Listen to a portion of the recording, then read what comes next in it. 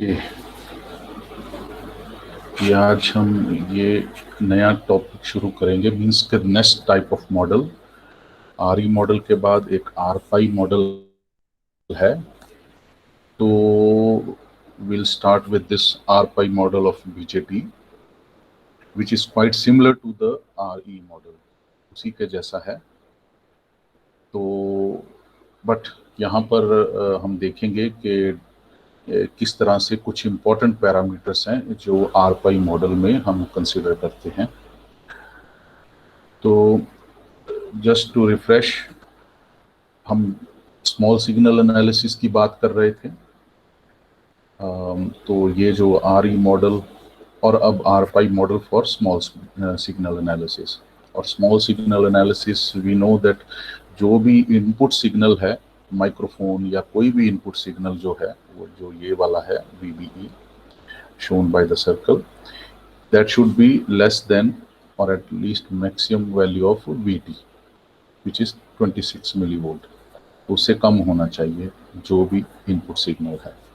So millivolt signals less than 26 millivolts, we consider it as a small signal. So we go for small signal analysis, and if it becomes larger, वही जो मैंने पहले भी बताया था, then we go for the large signal analysis, जो आगे हम करेंगे।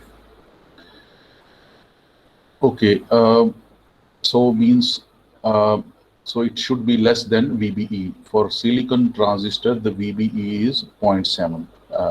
आइडियल केस की अगर बात करें तो उससे तो काफ़ी कम होनी चाहिए जो इनपुट सिग्नल की जो बात करेंगे। तो हम जब भी ये अब आगे बात करेंगे, पहले भी मैंने बताया था कि input signal means AC signal जो है, जो एक्चुअल सिग्नल है, तो वो हम माइक्रोफोन ही कंसिडर करेंगे। वैसे तो मैंने आपको बोला अलग अलग तरह के सिग्नल्स हो सकते हैं, इलेक्ट्रिकल जनरेटर या फिर सीडी ड्राइवर और एंड सो मैनी, लेकिन हम माइक्रोफोन की ही बात करेंगे। So that signal has to be less than VBE, far less than VBE, those 26 millivolt। क्यों? कोई गल नहीं, मम्मा मेरे डांटेगी। मैं की करा? मैं की करा?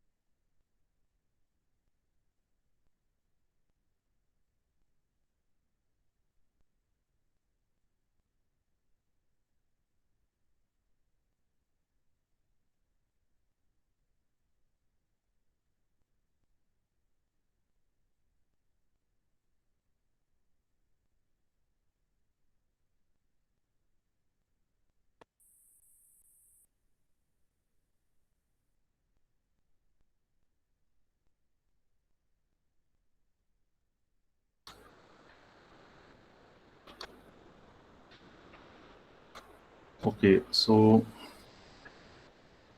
for this again we know that ये जो input characteristics है of a BJT, so IB, the base current, which is an input current, as a function of a VBE, which is an input voltage. So input current as a function of input voltage. So we know that this is just a diode type of characteristics for the BJT. So for input circuit in common emitter amplifier, which is having a IB as a function of VBE, so it shows like an exponential growth of a characteristics in input circuit. And for output circuit, we have this output current, collector current, as a function of output voltage, which is VCE. And this type of characteristics we already saw. So, and these are variables in input current. So base currents. So varying base currents, and then we have a different Q points operating from this point to this point in active region. So from this point to this point, we have an active region. So this is the output characteristics. Now we have a third type of characteristics that will be very useful in making a RPi model. Okay. So now this is a third type of characteristics we discussed already in the earlier classes. So this is the input voltage on x-axis, and this is the output current on y-axis.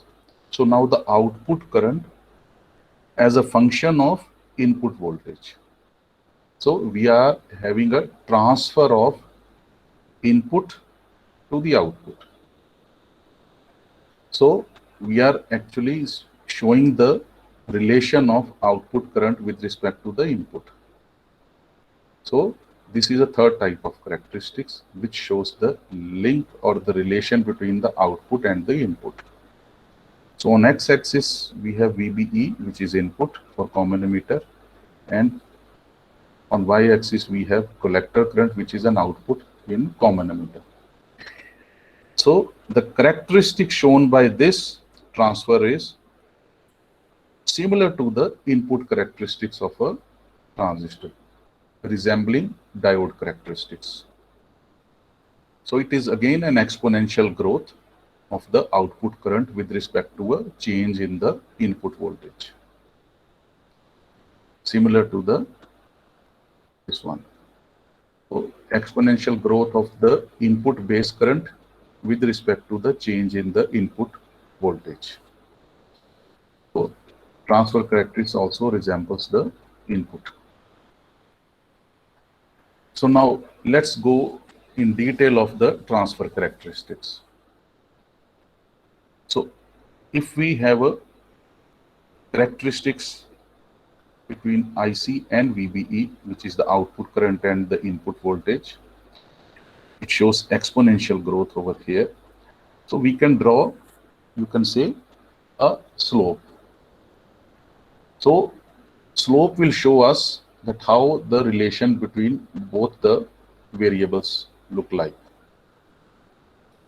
So if we have a slope IC versus VBE, so at this Q point over here, and this Q point was calculated using the biasing circuit, using the biasing technique, any of the biasing technique.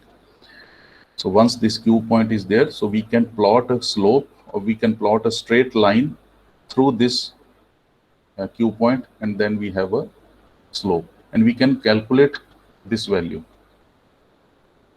But first of all, before calculating, we know that the diode current over here, in when we talk about the diode VI characteristics, so it shows an exponential growth. So the same over here, it is having an exponential growth of this IC current with respect to change in VBE. So exponential growth of the current, the collector current IC with respect to the change in VBE. So IC is directly proportional to the exponential growth of VBE. And then we also include the thermal voltage.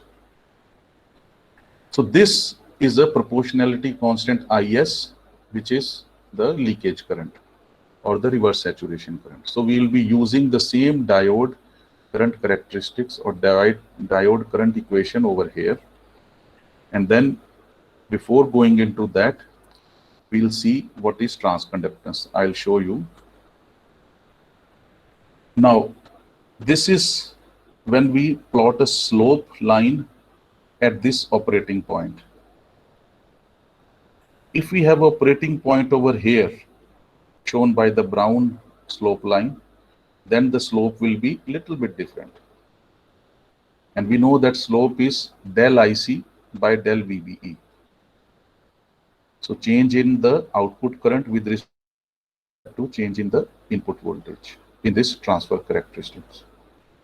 So here the slope will be different, and at this point the slope will be different. At every point the slope will be different because of exponential nature of this curve. So we'll not take all points over here. We'll take only 2 points. One is this, another one is this one. Okay. So now, before going into the actual significance of the transconductance, first we go into the definition of transconductance. And both these slope lines will give us the significance of the transconductance at a later stage. Okay, first going into the definition. What is this transconductance? So transconductance is the change in the output current with respect to the change in the input voltage. So no matter how much change we have in the input voltage, how much variation do we get at the output voltage? That is an important part of this transfer characteristics. So this is just denoted by transconductance. It is conductance. Current divided by voltage is the conductance. It is called transconductance in this sense is that we are actually transferring from input to the output. So we are having a relation between the voltage at the input and the current at the output. So current over voltage is conductance, but output current, we are going to calculate the output current or measure the output current with respect to any variation in the input voltage. So we are actually transferring the conductance from input to output.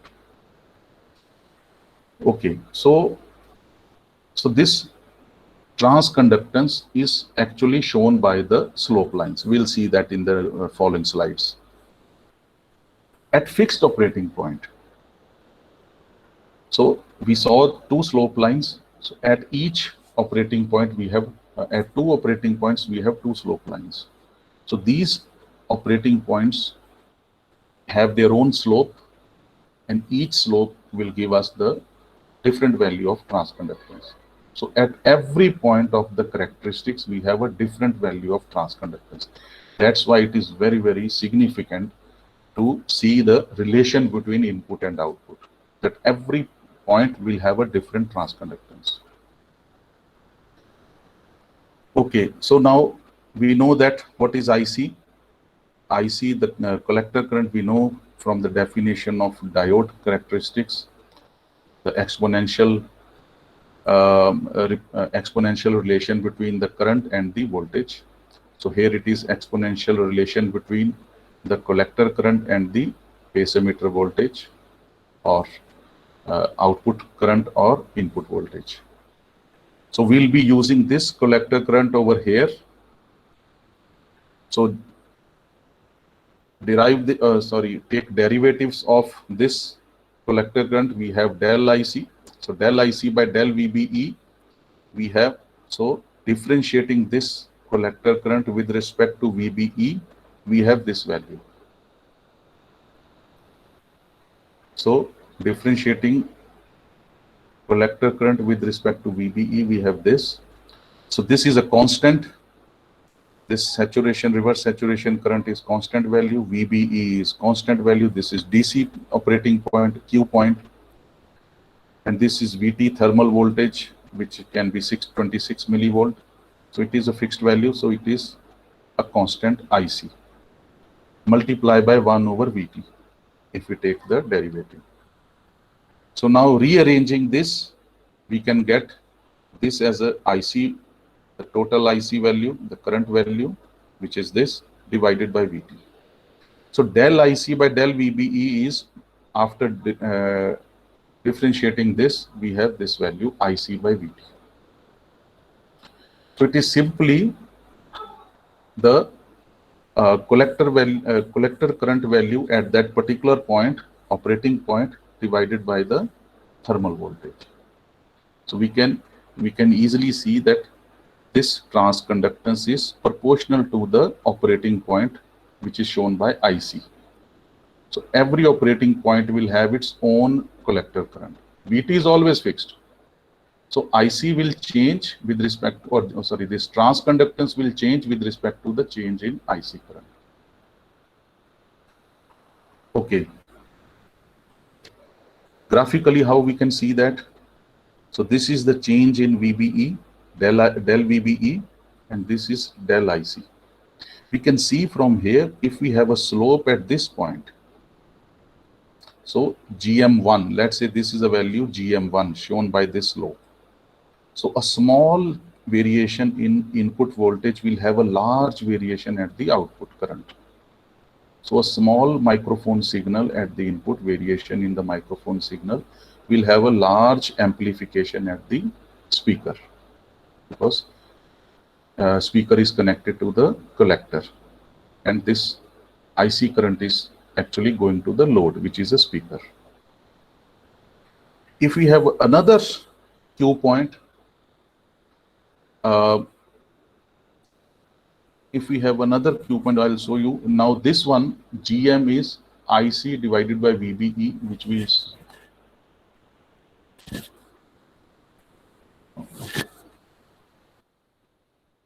ये वाला जो है IC over VT जो है, इसी को अगर हम इस पॉइंट पे लेंगे IC over VBE, तो ये T की वैल्यू क्या है कि at every time instant, because this is dependent upon time. At every time instant this Q point, ये वाला जो Q point है, ये चेंज होता जाएगा. क्योंकि मान लो माइक्रोफोन सिग्नल अभी मैं स्लो बोल रहा हूँ, कभी फास्ट बोल रहा हूँ, कभी ऊंचा कभी लो, तो हर टाइम इंस्टेंट पे VBE की जो वेरिएशन है चेंज हो रही है. ये माइक्रोफोन की वेरिएशन है VBE की. तो हर टाइम इंस्टेंट पे VBE की वेरिएशन चेंज हो रही है, कभी थोड़ी ज़्यादा कभी थोड़ी कम है. तो इसलिए हमने इसको time with respect to time इसको ले लिया है. सो और ये जो कलेक्टर करंट है आउटपुट पे, वो भी वेरी हो रहा है विद रिस्पेक्ट टू VBE. तो उसलिए हमने फिर ये देखा कि हर टाइम इंस्टेंट पे जो भी वेरिएशन VBE की है माइक्रोफोन पे, वो उसको इफेक्ट करेगी कलेक्टर करंट को. यहाँ पर जैसे ये वेरिएशन चेंज होती जाएगी, ये वेरिएशन IC पे भी चेंज होती जाएगी. वो हमने इसलिए विद रिस्पेक्ट टू टाइम ले लिया. तो इस वैल्यू को GM मतलब कि हर टाइम इंस्टेंट पे GM की वैल्यू चेंज होती जाएगी, हर टाइम इंस्टेंट पे. तो GM की वैल्यू फिर वही IC बाय VBE. IC की वैल्यू हमेशा ज्यादा है, यहाँ से दिख रहा है क्योंकि एक्सपोनेंशियल रिलेशन की वजह से, और VBE की वैल्यू हमेशा कम ही रहेगी बिकॉज ऑफ एक्सपोनेंशियल ग्रोथ. तो न्यूमरेटर हमेशा वैल्यू ज्यादा रहेगी, डिनोमिनेटर हमेशा कम रहेगी. So transconductance will always be large value. तो इसलिए उसको हम गेन बोल सकते हैं. It actually helps us in finding out the output gain. तो बीजेटी का गेन इसी से हमें पता चल जाता है.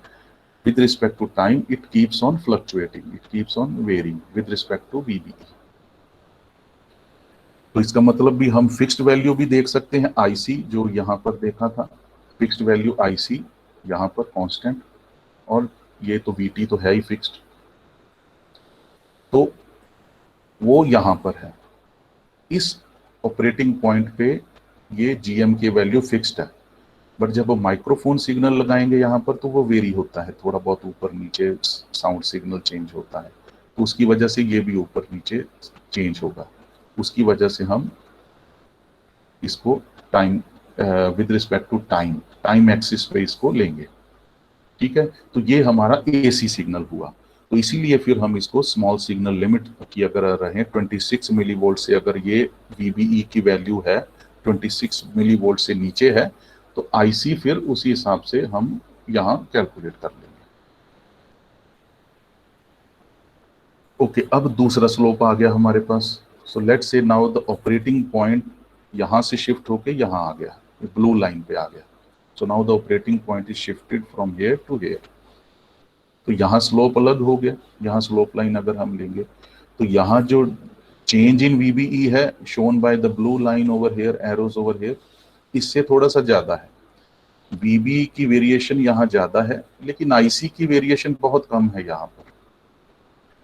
तो यहाँ पर एम्पलीफाई नहीं हो रहा है सिग्नल. इस पॉइंट पे signal is not actually amplifying. VB की वेरिएशन काफी ज्यादा है, मैं ऊंचा भी बोल रहा हूँ, सब कुछ कर रहा हूँ, लेकिन आउटपुट पे करंट उतना एम्पलीफाइड नहीं मिल रहा है, बहुत कम मिल रहा है। So at this point the gain is very less.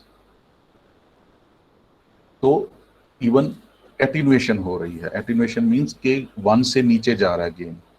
तो means IC del IC is less, del VB is more, means numerator कम है, डिनोमिनेटर ज्यादा है।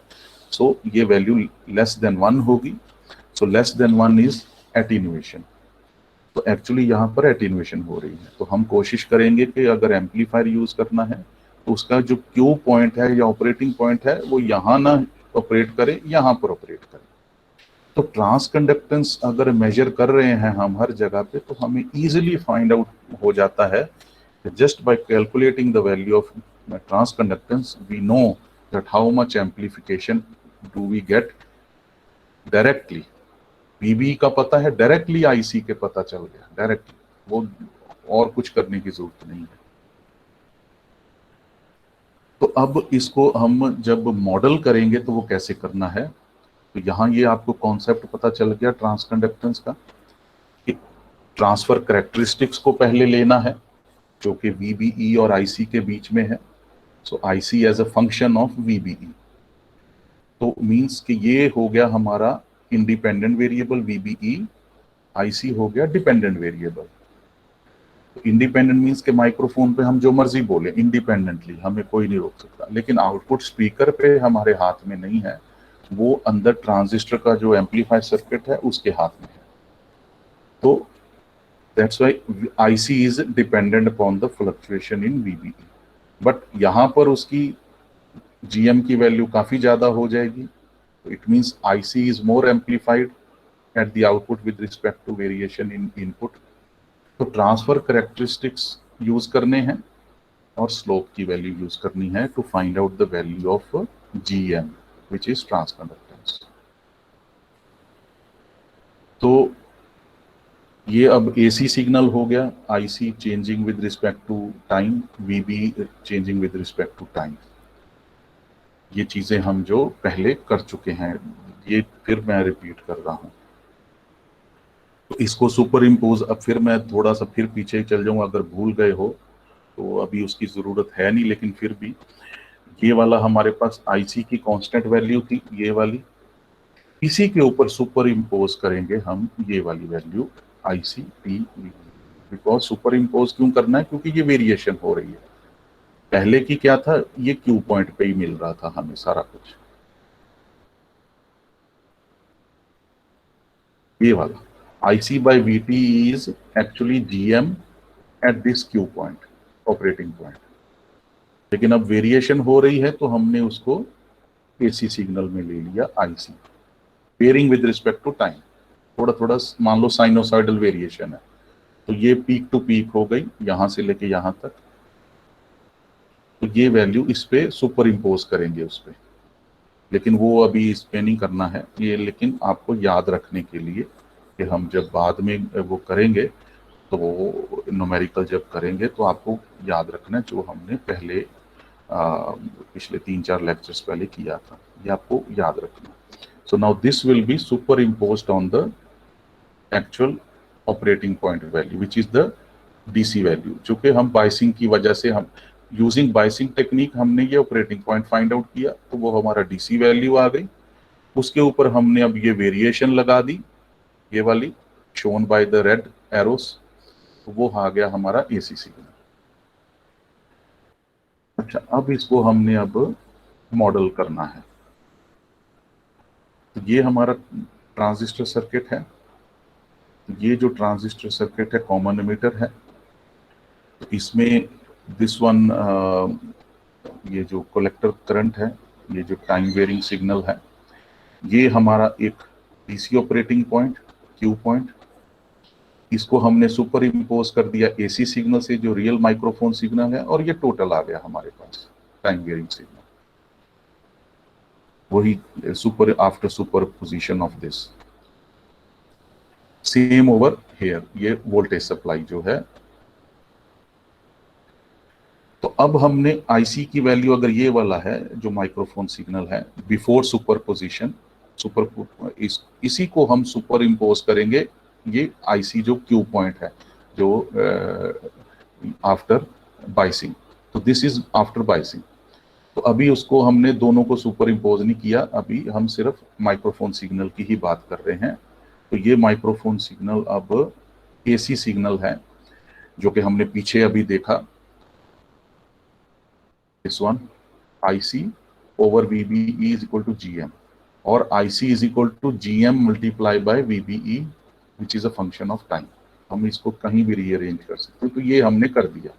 सो IC is equal to GM multiply by VBE as a function of time. तो microphone signal का जो output है VBE जो as a function of time multiply by GM। तो ये वाली जो आउटपुट वोल्टेज है VC at the collector voltage at the collector, तो ये भी टाइम वेरिंग हो रही है। तो इसका अगर हम KVL यहां पर करते हैं, after taking KVL we have VCE is equal to IC into RC, ये वाला, and this is the zero because connected to ground. तो इसको रीअरेंज करते हैं तो ये हमारी वैल्यू आ गई VC this one IC into RC। तो IC we know is GM VBE, so GM VBE into RC। तो ये हमारी जो आउटपुट वोल्टेज है it is again dependent upon the transconductance. ठीक है, तो यहां से ही हम अब इसका मॉडल करेंगे। उसके पहले वोल्टेज गेन सिंपल वही definition, output voltage at the collector divided by input voltage base emitter voltage. So this is the value GM RC।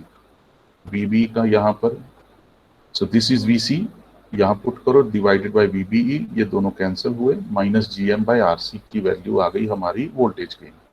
So if we want more voltage gain, we need to increase the value of transconductance. We need to increase the value of transconductance.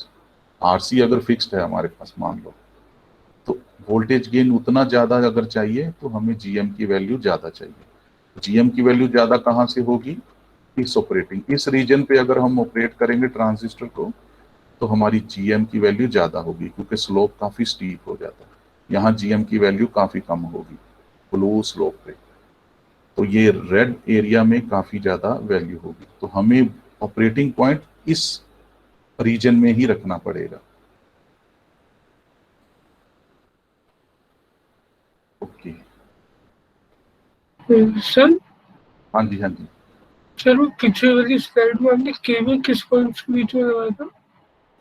क्या है, सही, केवी किन points किस loop में लगाया?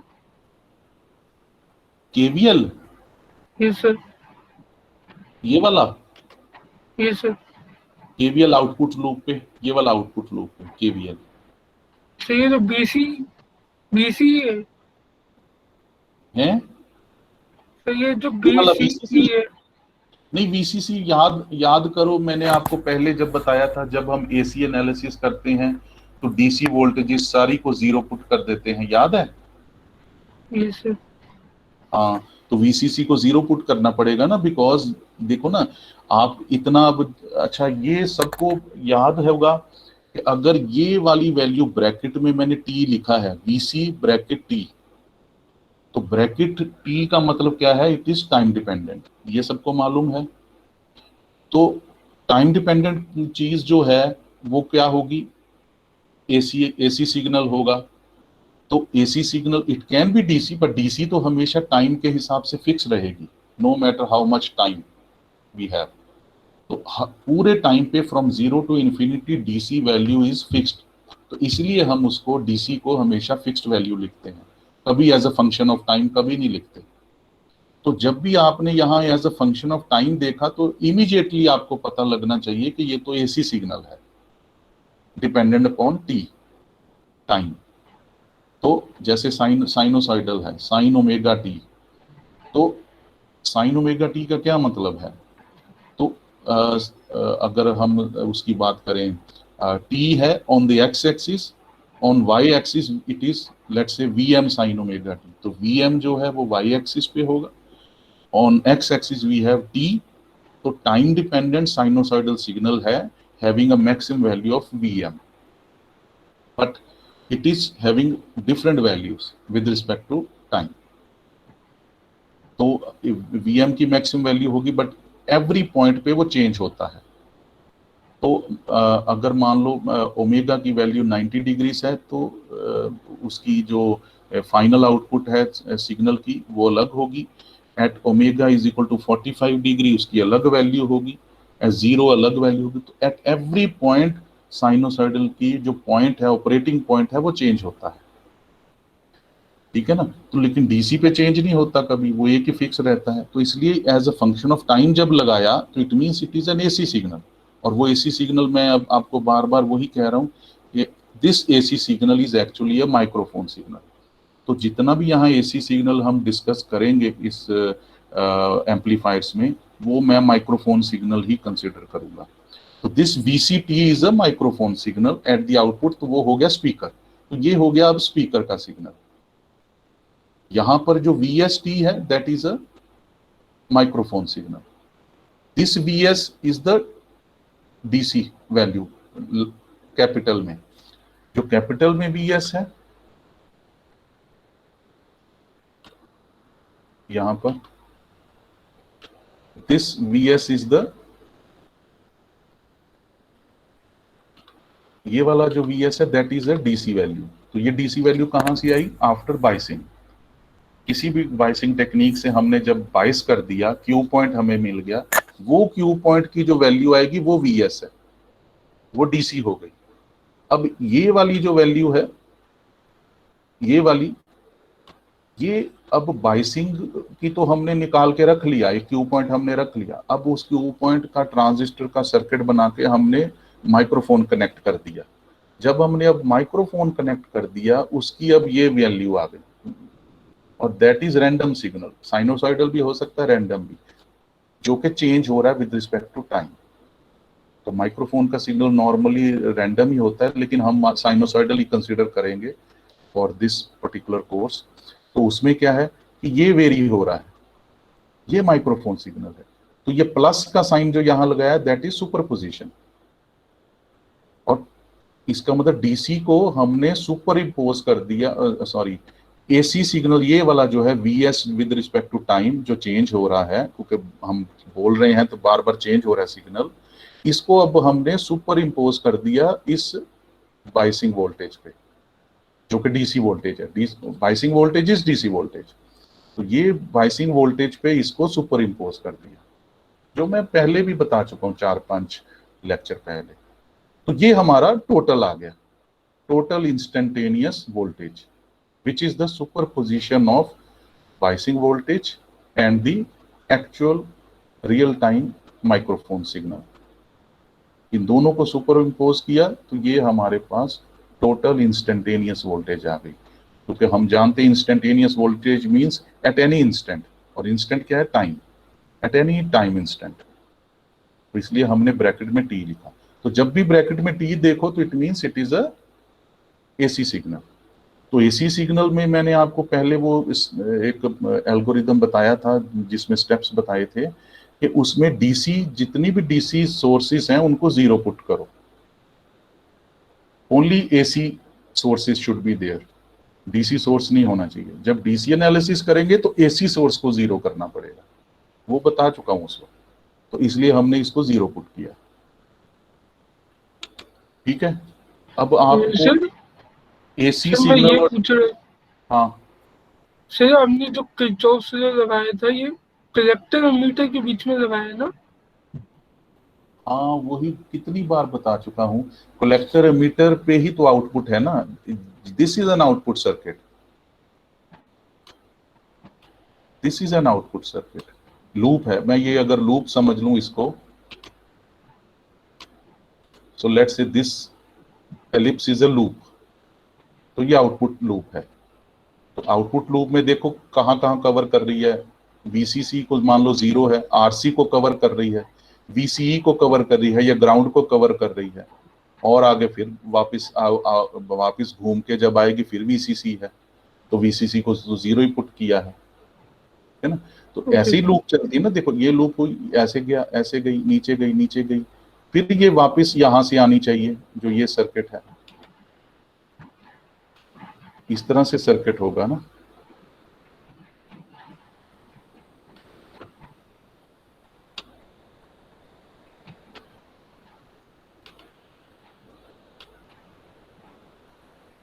ये होता है ना सर्किट। तो इस तरह से अब ये लूप इस तरह से घूम के चली, यहां से चला करंट, यहां से लूप लूप यहां से चलती चलती अब यहां ऐसे ऐसे करके ऐसे जाएगी। ये VCC है, लेकिन इसको हमने 0 पुट किया है। तो ये लूप जो है, ये जो जो कवर कर रही है उसके हिसाब से आप देखो। आप ये मैं कई बीच में बड़ी बार बता चुका हूं, लेकिन आप बस इसको याद रखो, वो चीजें कि लूप में जो जो भी एलिमेंट कवर हो रहा है आप उसको देखो बस।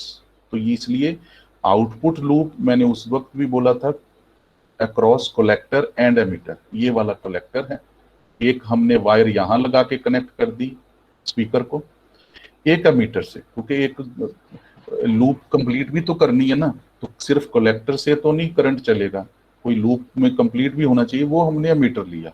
तो एमीटर और कलेक्टर के बीच में हमारे के पास लूप मिली यहाँ पर, तो यहाँ इधर कनेक्ट कर दिया स्पीकर। तो नॉर्मली बार बार हम ये फिर ये वाला सर्किट नहीं बनाते हैं, क्योंकि एक्सपीरियंस ज्यादा जैसे हो जाएगा। तो यहाँ एक स्पीकर लगा दिया मान लो, वो पिछली स्लाइड्स में मैंने दिखाया था, लेकिन इसमें फिर अभी बना रहा हूं, अब ये लग गया इसके साथ। तो अगर यहां लगा दिया ना, तो वो कंसिडर किया जाता है कि नीचे ग्राउंड ही है, इसके नीचे, तो ये स्पीकर के नीचे इधर ग्राउंड ही है, या तो मैं नीचे अलग से ड्रॉ करूं या इधर कनेक्ट कर दूं ये वाला। तो ये स्पीकर का एक वायर कनेक्ट कर दी, स्पीकर की दूसरी वायर हमने ग्राउंड के साथ कनेक्ट कर दी, और वही वो ग्राउंड ट्रांजिस्टर के एमीटर के साथ कनेक्टेड है। जो ट्रांजिस्टर की तीसरी जो लेग है, उसी के साथ अगर हम ये वायर कनेक्ट कर देंगे स्पीकर की, तो चल जाएगा। तो एक तो कलेक्टर से लगाई वायर स्पीकर की, एक एमीटर के साथ लगाई, तो ये लूप हुई ये वाली। But this is not an output loop, क्योंकि आउटपुट आरसी में, आरसी कंसिडर, तो हमने क्या करना होता है, ये वाला जो VCC यहां लगाया है, ये वाला, तो करंट ऐसे फ्लो करेगा, इस तरह से, इस तरह से करंट फ्लो करेगा, ठीक है। तो ये जो करंट फ्लो करेगा इस तरह से, ये वाला, इस लूप में। तो हमने अब क्या करना है इस केस में, इसको मैं मिटाऊं,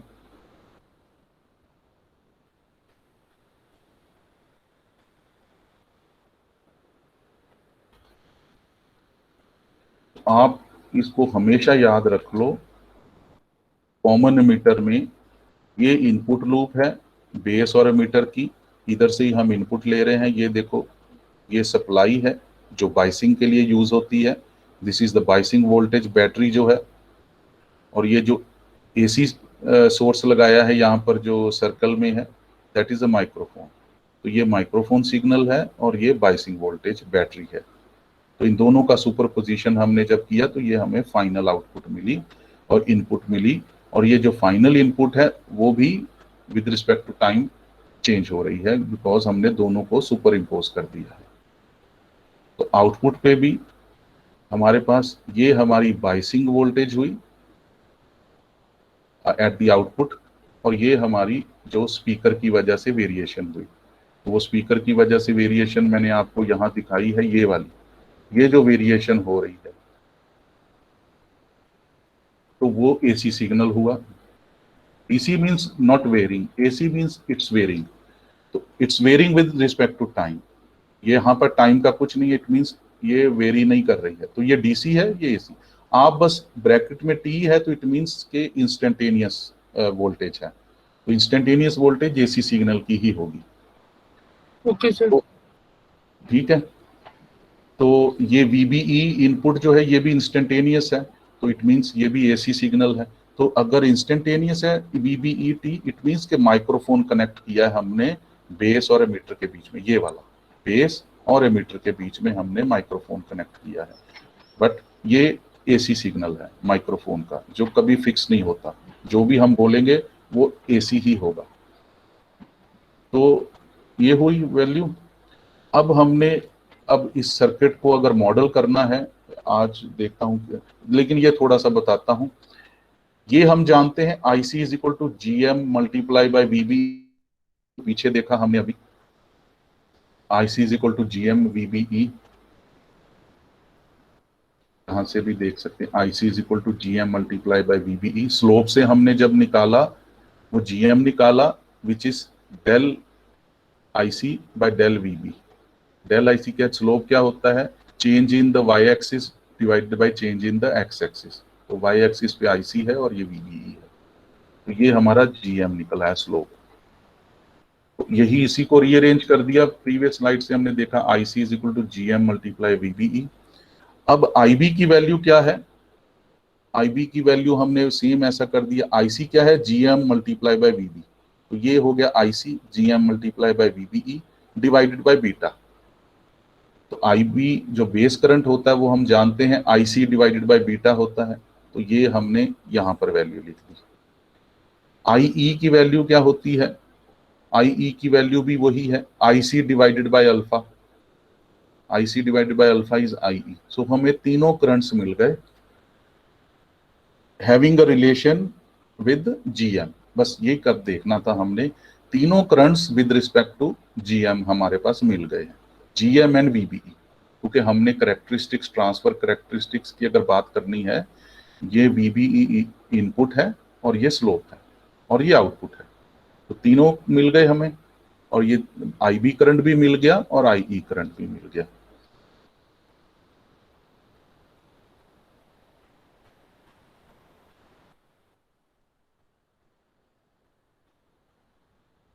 हाँ, इसी से अब हम इसी को मॉडल करेंगे, जिसको हाइब्रिड पाई मॉडल हम बोलेंगे अभी। तो पहले आर ई मॉडल किया था, आर ई मॉडल में हमने directly beta multiply by I B कर दिया था। इसमें हमने जीएम एक ऐसा पैरामीटर फाइंड आउट किया है, अब हमें यहां पर जीएम पैरामीटर इंक्लूड करना है, विच इज ट्रांसकंडक्टेंस। सो तो इसमें अब पहले ये देख लें, ये जो इनपुट रेजिस्टेंस है, जो डायनामिक रेजिस्टेंस है, सेम होगा, जैसे कि इसका नाम पाई मॉडल है तो इसलिए हमने नाम रख दिया R pi, which will be VBE divided by IB. वही चीज, इनपुट वोल्टेज ये वाला divided by input current, input voltage divided by input current. तो ये हमारे पास हमने देखा था आर ई की वैल्यू सेम है, तो ये हमारे पास आर पाई की वैल्यू आ गई beta divided by GM in terms of GM. हमने अब in terms of GM he find out अगर करना है तो ये हमारी वैल्यू आ गई। अब आ जाती है ये वाला, ये हमारे पास आर पाई की वैल्यू मिल गई सेम विद आर पाई, और आर ई की वैल्यू हमारे पास थी सेम, हमारे पास आर पाई की मिल गई। अब आ जाती है नेक्स्ट ये वाली, जो करंट सोर्स है एट द आउटपुट। पहले हमने करंट सोर्स क्या निकाला था, beta multiply by I B, which is IC, IC is equal to beta I B. अब हमने क्या करना है, IC is equal to GM multiply by VBE, जो हमने पीछे किया है अभी। तो जीएम मल्टीप्लाई बाय वीबीई, तो ये हमारे पास एक करंट सोर्स बना GM multiply by VBE, which is actually showing the relation between input and the output. So this is VBE is the input voltage and IC is the output current. So both are related with respect to GM. तो फिर इसको rearrange करना है हमने। GM VBE की वैल्यू क्या है, IB मल्टीप्लाई बाय R पाई, पीछे से अगर देखें। सो GM की वैल्यू क्या है, VBE की वैल्यू, सॉरी VBE की वैल्यू क्या है, IB मल्टीप्लाई बाय R पाई, ये वाला।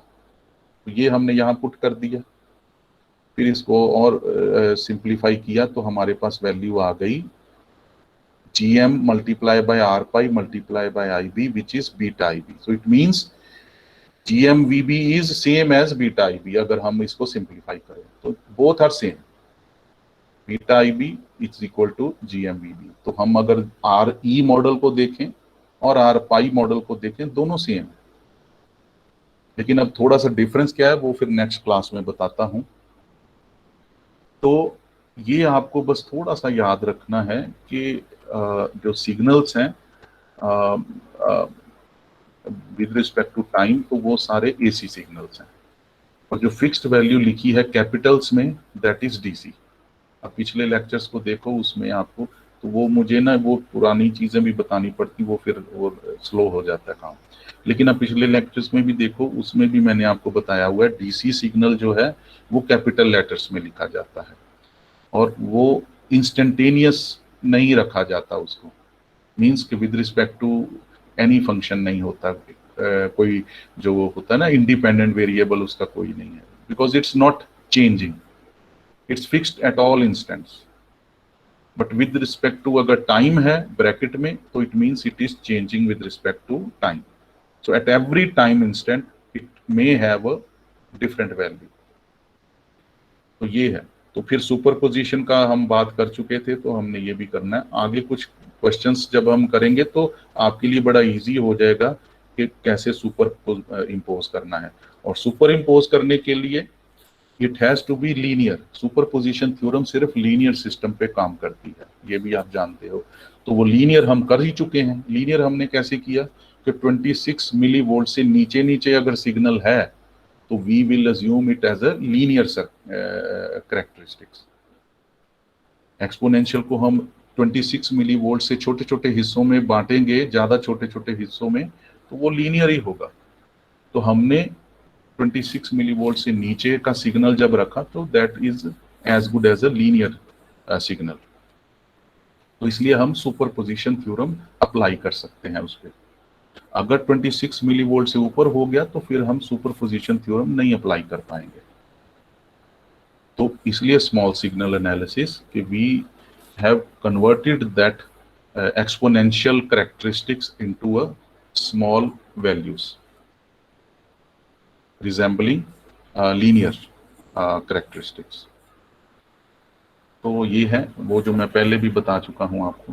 तो इसलिए हमने सुपरपोजिशन थ्योरम इसीलिए अप्लाई कर सकते हैं, because this VC is very very small, VCT।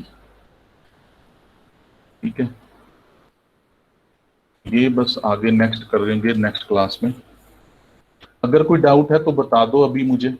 मतलब लेक्चर्स पुराने वाले पढ़ने का टाइम अगर नहीं भी है तो अभी पूछ लो कुछ, तो मैं अभी बता देता हूँ। क्योंकि मैं नहीं चाहता हूँ, क्योंकि मैं चाहता हूँ अब आपको AC DC सिग्नल सब देख के ही पता चल जाए, और KVL KCL का एक्सपीरियंस आराम से हो जाए, देख के ही पता चल जाए कि क्या है।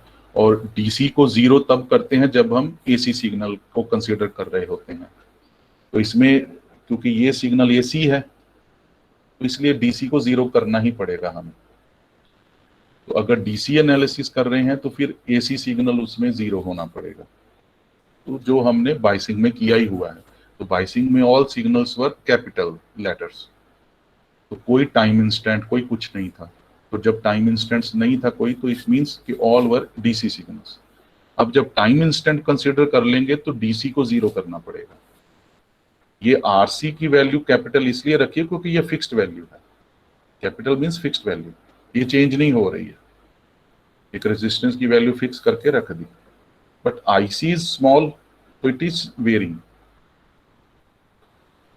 तो ये हमने रखा है, इसको IC with respect to time लिख सकते हैं यहाँ पर, IC with respect to time, because VC is changing with respect to time because of IC changing with time. तो ये है। Any doubt?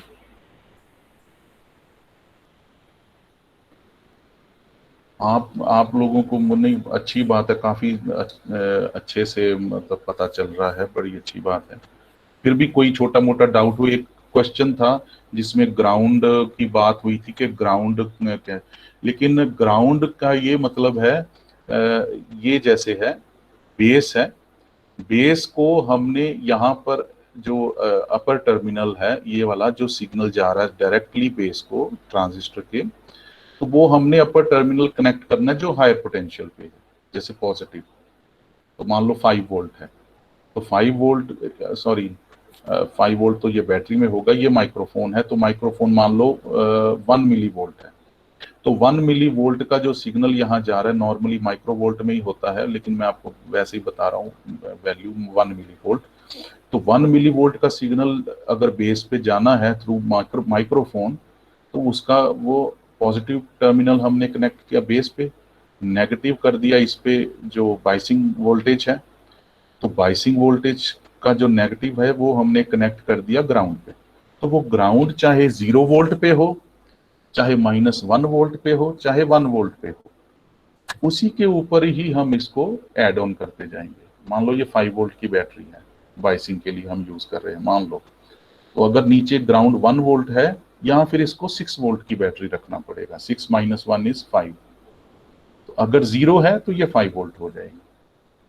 तो ये भी 0 लाइन रखी हमने, यहाँ एमीटर टर्मिनल भी जो कनेक्ट किया है ये भी 0 लाइन पे किया है, बिकॉज ये वाला टर्मिनल एमीटर का और ये वाला टर्मिनल दोनों सेम पोटेंशियल पे होने चाहिए, तभी बैलेंस होगा वोल्टेजेस का सारा। अगर ये अलग पॉइंट पोटेंशियल पे होगा और ये अलग पे होगा, तो ये सारी कैलकुलेशन हमें बड़ी कॉम्प्लेक्स हो जाएंगी, बड़ी मुश्किल से हमें मिलेंगी, it will be very complex. तो हर जगह माइनस प्लस माइनस वो बड़ी ज्यादा कॉम्प्लेक्स हो जाएंगी। तो इसलिए क्या बेटर है कि ये दोनों पोटेंशियल सेम हो, एक ही ग्राउंड के साथ कनेक्टेड हो। जो बड़े बड़े सर्किट होते हैं, जो जैसे मैंने बोला बिलियन ट्रांजिस्टर्स लगे होते हैं, उसमें ग्राउंड्स अलग अलग होते हैं, वो मजबूरी है। तो उसमें फिर वो कुछ टेक्निक्स होती हैं जिसमें ये हम फिर अप्लाई करते हैं, लेकिन अभी के लिए ऐसा कुछ नहीं है। आप सेम ग्राउंड लेवल है, दोनों का सेम वोल्टेज लेवल है, जो भी अगर ग्राउंड लेवल यहाँ 0 है, ये भी 0 है, तो माइक्रोफोन का सिग्नल उसी हिसाब से फिर होगा। और माइक्रोफोन का सिग्नल इस बाइसिंग के ऊपर सुपर इम्पोज होगा, ग्राउंड पे सुपर इम्पोज नहीं होगा। ये ग्राउंड 0 है, मान लो ये बाइसिंग 5 वोल्ट है, तो जो माइक्रोफोन का ये वाला जो सिग्नल है टाइम वेरिंग सिग्नल, ये इसके ऊपर सुपर इम्पोज होगा। मान लो ये साइनोसॉइडल, मान लो माइक्रोफोन का सिग्नल साइनोसॉइडल है, तो ये साइनोसॉइडल 5 वोल्ट के ऊपर सुपर इम्पोज करेंगे हम, शिफ्ट हो जाएगा 5 वोल्ट ऊपर, 0 पे सुपर इम्पोज नहीं करेंगे, बिकॉज हम 0 प्लस वीएस नहीं कर रहे, हम 5 प्लस ये वीएस अगर मान लो 5 है ये वाला, सो 5 प्लस जो भी सिग्नल है इसका साइनोसॉइडल, तो 5 के ऊपर इसको सुपर इम्पोज करेंगे। तो एक वायर है जो 5 वोल्ट के ऊपर हमने एक रख दी है, तो ये माइक्रोफोन का साइनोसॉइडल सिग्नल उसी के ऊपर टांगना पड़ेगा हमें, जैसे कपड़े टांगते हैं ना तार के ऊपर, नीचे ग्राउंड पे नहीं ऊपर, तो वो हमने ऊपर उसके ऊपर ही तारना। तो it means this superposition of microphone signal is superimposed on the 5 volt battery over here, which is a biasing voltage, नीचे नहीं होगा। तो इसलिए सुपरपोजिशन इन दोनों का होगा।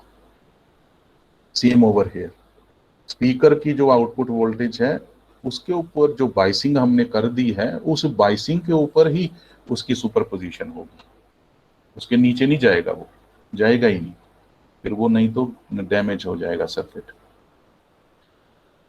तो समझ आई सबको? Any doubt? है कोई डाउट किसी को? No sir. नेक्स्ट क्लास में भी मैं पहले 5 मिनट एक बार फिर ये वाला पीछे वाला थोड़ा सा रिपीट कर दूंगा, अगर फिर भी कोई रह गया हो तो। लेकिन उसके बाद आपको पूरा देख के ही ध्यान आ जाना चाहिए कि नहीं, ये सर्किट जो है ये वैल्यू बाइसिंग वोल्टेज है, ये वैल्यू एसी वोल्टेज है। एसी मींस के माइक्रोफोन या जनरेटर या कुछ भी है यार, ये वाला जो है स्लोप क्या है, हर चीज मतलब देख के, और केवीएल कौन से आपको काफी समझ है, मैंने देखा स्टूडेंट्स के क्वेश्चंस जो आते हैं उससे पता चलता है आपको काफी पता है, अच्छी बात है। लेकिन फिर भी कुछ थोड़े बहुत डाउट्स हैं वो भी क्लियर हो जाए बस, तो आपको देख के ही अंदाजा हो जाए कि ये तो मुश्किल ही नहीं है, कुछ मुश्किल नहीं है।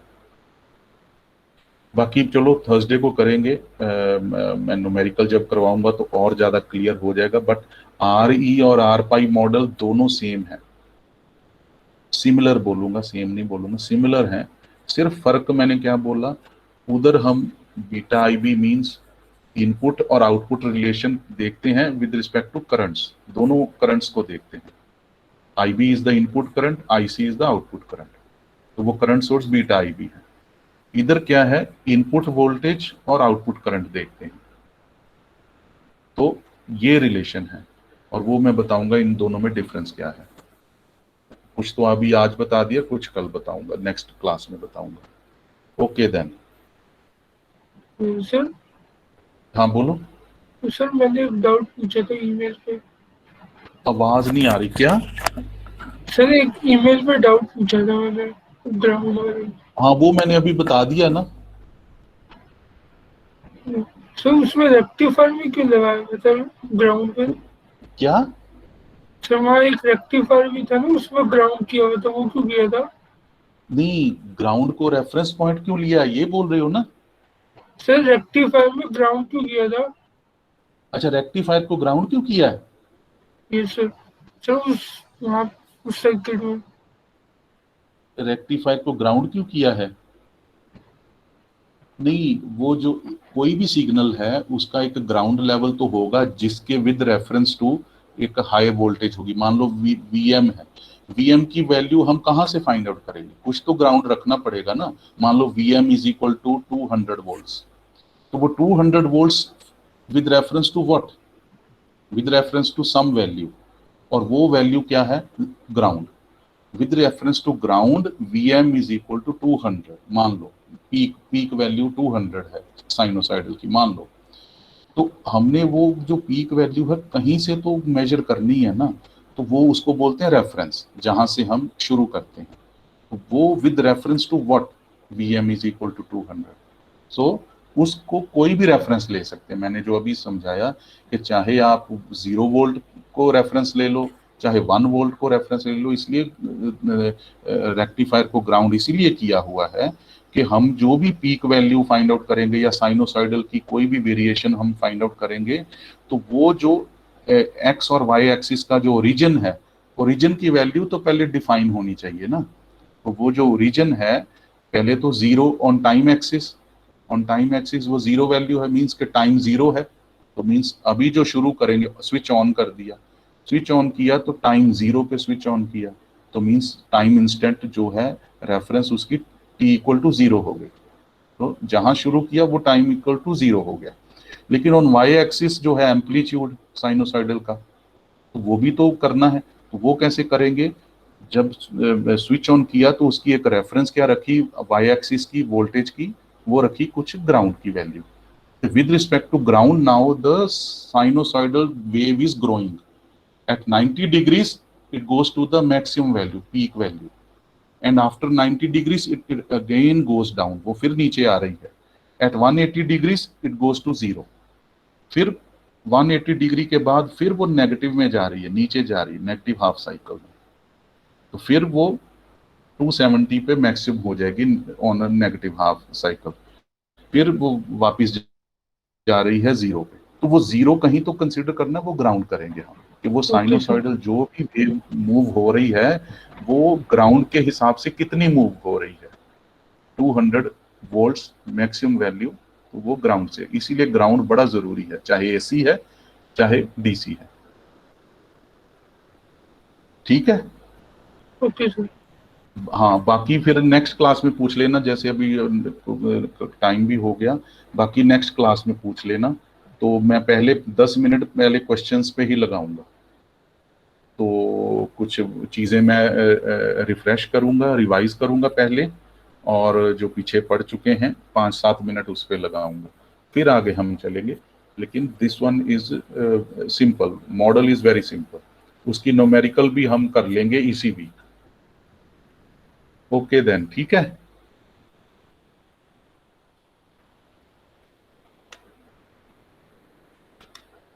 ठीक है, अगर किसी को